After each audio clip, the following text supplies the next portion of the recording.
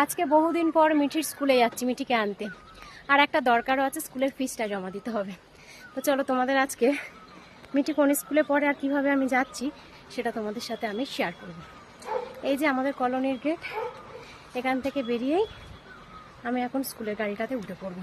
বসে পড়েছি গাড়িতে। এখান থেকে স্কুলে পৌঁছাতে সময় লাগবে 20 মিনিট। গাড়িটা যাবে পুরোটাই উপরের দিকে। আর এই সময়টা কিভাবে কেটে যাবে তুমি বুঝতেও পারবে না।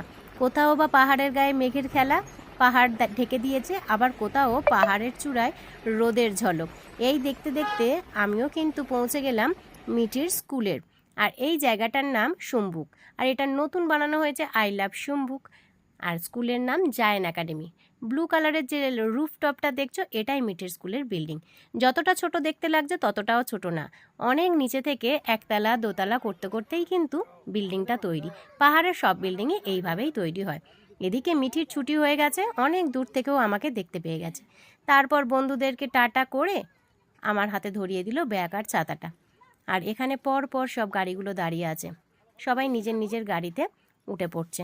মিঠিও কিন্তু দৌড় দিল নিজের গাড়ির দিকেই। তারপর সবার জন্য একটু ওয়েট করছে। আর অনেক দিন পরে আমি নিতে গেছি, তাই দেখো চুপটি করে বসে আছে। সবাই কিন্তু একটু আধটু বদমাইশি করেই। তারপর মিঠি উইন্ডো সিটে বসে বসে বাড়ি ফিরল। কেমন লাগলো আজকের ভিডিওটা অবশ্যই কমেন্ট করুন।